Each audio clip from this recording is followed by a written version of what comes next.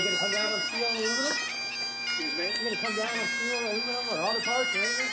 Well, we're in great shape. The trade deal was made with UK. The Prime Minister did a great job. You know, they've been trying to make that deal for 12 years and he got it done. So everybody respects it. It's going to be a lot of jobs for here and great for America.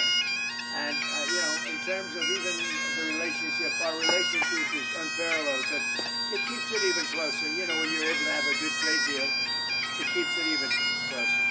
Is there a better deal to be done on whiskey, on tariffs? Whiskey? Well, we'll talk about that. I didn't know whiskey was a problem.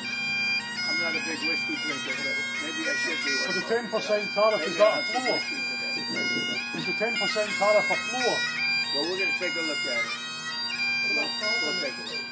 We want to make the Prime Minister happy. We want to make, by the way, your First Lady, I would say First Lady, she's a respected person all over the United States. I don't know what he's doing, but she's very respected. As respected as him. I don't want to say more, I'll get myself in trouble. But she's a great woman and very highly respected. Yeah, well, we've, as you know, given a lot of money to Gaza for food and everything else. A lot of that money is stolen by Hamas, and a lot of the food is stolen. But we're very much involved, and I think it's one of the main reasons for our meeting today. Yeah, we're going to be discussing it today. We'll be talking about Gaza. Well, we want to get it going, but as you know, with Cambodia, they just announced a very big peace. That was going to be a very bad war, and so we're honored to get involved, and it's essentially settled. I think they're going to be settling it today, so it went for a few days. That was going to go on for years. That could have gone on for years. Millions of people could have been killed. We ended the war, and we're very happy about it. The Prime Minister says that recognising the Palestinian state will be a concrete step towards a lasting peace. Do you agree with his position? Well, I'm not going to take a position. I don't mind him taking a position. I'm looking for getting people fed right now. For me, that's the number one position. Because you have a lot of starving people. You have people that, you know, the United States recently, just a couple of weeks ago, we gave $60 million. That's a lot of money. No other nation gave money. I know the Prime Minister would if he knew about it, and he really knows about it now because we're going to be discussing it. But we gave $60 million. Nobody said even thank you. You know, thanks. Somebody should say thank you. But other nations are going to have to step up. When I spoke to Ursula yesterday, she said that the European nations are going to step up very substantially too. What's your advice on the small? Importance of free speech today. Well, free speech is very important. I don't know if you're referring to any place in particular. Perhaps they are, but we've had free speech for a very, very long time here, so we're very proud about that. Well, what's your advice on the small boats crisis, Mr. President? How would you deal with it? What's your advice on dealing with the small boats crisis in this country? The small boats crisis. It's about the boats coming over the channel, so we're taking a lot of action to stop people coming over the channel who shouldn't be here. Stopping them coming in the first place. Well, look, immigration is a big factor, and I think, frankly, if they're coming from other countries and you don't know who they are, and are they coming from prisons? We have them where they came in from prisons. We're moving them all out. We had a border last June, just recent, last month. We had 0 people come into the country, 0, other than coming through legal means. If you're stopping immigration and stopping the wrong people, I give my hats are off to you. You're doing not a good thing. You're doing a fantastic thing. So I know nothing about the boats, but if the boats are loaded up with bad people, and they usually are, because other countries don't send their best. They send people that they don't want, and they're not stupid people, and they send the people that they don't want.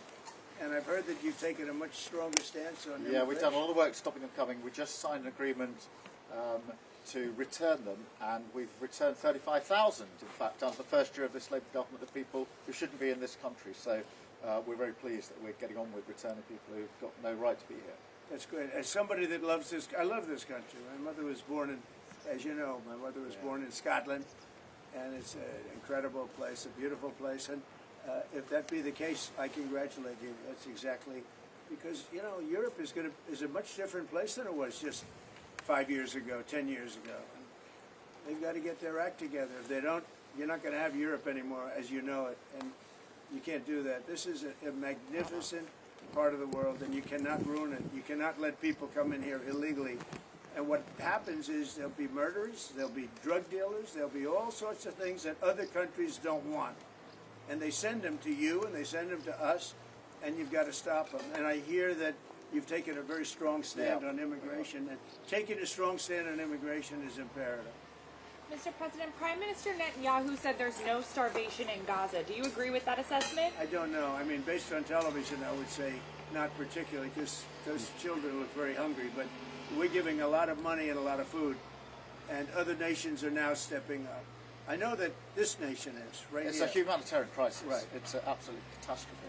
Do you think Israel Nobody wants to see that, and I think people in Britain are revolted at seeing what they're seeing on their screens. So we've got to get to that ceasefire, and thank you, Mr. President, for leading on that, and also to just get more and more aid in. And again, America's done a lot on this, a lot of countries have done a lot. We're now working with Jordan on getting direct aid drops in, but this is a desperate situation.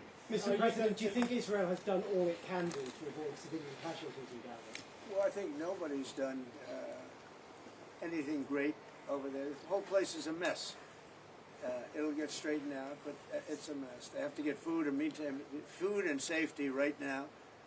And ultimately, look, Hamas did a horrible thing, and they paid a big price, but Hamas did a horrible thing. But I always said, when you get down to the last 20 or 10, they're down to 20. We got a lot of hostages out, and you helped us, by the way. Yeah, but we got a lot of hostages out over the last 6 months that I've been in. I've been in office for 6 months now. And these hostages have been, many of them have come to the Oval Office and they've thanked me so profusely. I said, you don't have to thank me. I did what I have to do. But I always said, when you get down to the final 20, they won't release them because that's like their shield. Very unfair. And so something's going to have to be done. And they were really unwilling to talk. But I've said that. You'll get down to the final 10 or 20. It turns out to be 20. I thought that would be the number. I said, they're not going to be dealing with us. And, many of the hostages are now dead, you know that. And parents come up to me, a woman came up to me 2 weeks ago. She just wants her son back. And I said, how's he doing? My son's dead, sir, but he's with them, and we want the body. She wanted the body of this young boy, of her young, beautiful son, just as much as if he were alive. It was just as important. There was no difference. And it's a tragic situation, frankly. But we got a lot out, and now possibly the fight will have to be a little bit different, but they have totally changed now. They don't want to give hostages. Very unfair. You have 20 living people, in this case living. You have many dead people, too, that they want to get a long time as well. Yeah, they have 20 living people, and I told Israel, I told Bibi that you're going to have to now maybe do it a different way. Do you think a ceasefire is even possible, Mr. President? Yeah, a ceasefire is possible, but you have to get it. You have to end it. You're talking about with Israel. You're talking about there, because we have many ceasefires going on. The whole world is. If I weren't around, you'd have right now 6 major wars going on. India would be fighting with Pakistan. You see what we just did yesterday with 2 nations that we're trading with. And during the trade, I said, I'm not going to do any trade deal unless you guys settle your differences. And we got it settled in 24 hours. I mean, they just announced it was settled, which was a tremendous thing. But Serbia, Kosovo is another one. We have many hotspots that were at war. I think a very big one was India and Pakistan, because you're talking about 2 nuclear nations. That was a very big one. And we get help from the UK. The Prime Minister's help. We have cases where we specifically need the help because somebody comes from here that you're aware of, and when you come from a country, you can do things, and I call up the Prime Minister, and all of a sudden, he's able to do things. True also with other presidents and prime ministers, but we've done it.